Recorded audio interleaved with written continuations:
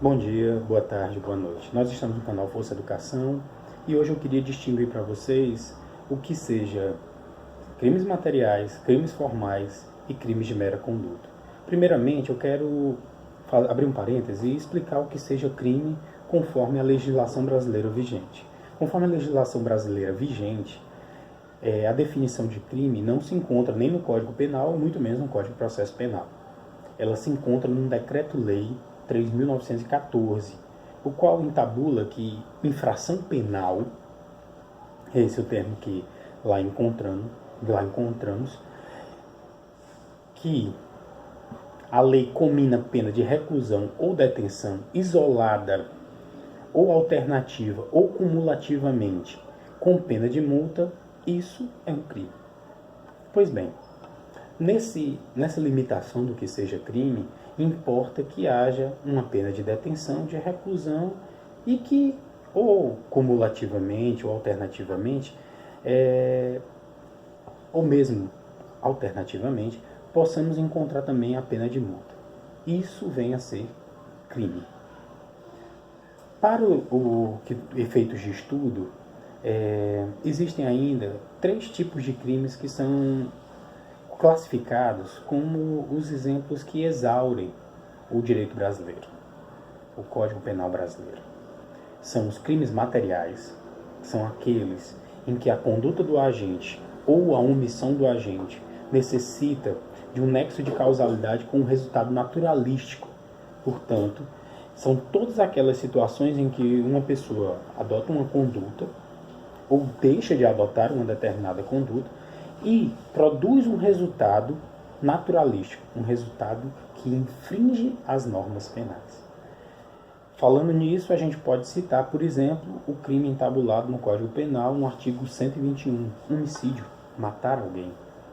Para você ter o resultado, matar alguém, você precisa que o terceiro morra. Então, se você atirar contra uma pessoa e a pessoa, embora os ferimentos não chegue a óbito, nós não estaremos diante do crime de assassinato, do crime de homicídio. Portanto, é o que nós podemos classificar como crime material. Isso também acontece, por exemplo, nos casos de crime de furto, artigo 155 também do Código Penal. Para que você atinja o objetivo, é preciso que o bem, o patrimônio, seja subtraído da pessoa. É diferente, por exemplo, dos crimes formais, em que a conduta ou a omissão do agente ela pode produzir um resultado, mas antes desse resultado ser alcançado, nós já estaremos diante do crime perpetrado. Isso se dá, por exemplo, no crime de ameaça, artigo 157. Isso também acontece no crime de extorsão, artigo 158, e também na extorsão mediante sequestro.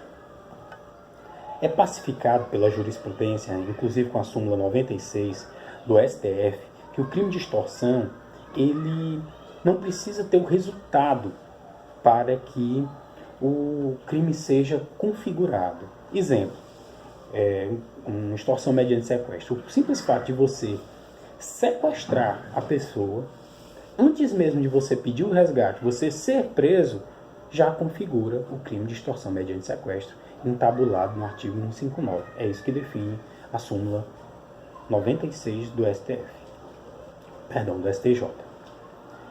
Isso configura o que seja um crime formal. São todos aqueles crimes em que o resultado naturalístico ele não precisa acontecer. Ele é previsto em lei, mas ele não precisa acontecer para que o crime seja perpetrado. Diferente, por exemplo, do crime de mera conduta. O crime de mera conduta é aquele que eu expliquei nos vídeos anteriores como o reconhecimento que o crime do porte de drogas para consumo próprio, tal qual ele é definido no artigo 28 da Lei 11.343, né, a Lei de Drogas, ele não configura um crime formal. Por quê? Porque esse crime ele não tem previsão de resultado. O sujeito simplesmente está portando drogas para consumo próprio. Pronto, esse é o crime. Por isso que é um crime de mera conduta. Ele não tem um resultado naturalístico previsível. Então, também nós poderíamos citar o crime do porte de arma. Também configura um crime de mera conduta. São crimes estes em que a pessoa não precisa produzir um resultado. A pessoa não precisa usar aquela droga, não precisa traficar aquela droga, o sujeito não precisa usar aquela arma, não precisa atingir um terceiro para configurar o crime. Tá ok? Espero que tenha ficado claro. Quem gostou, dá um joinha, compartilha e muito obrigado, boa tarde, boa noite.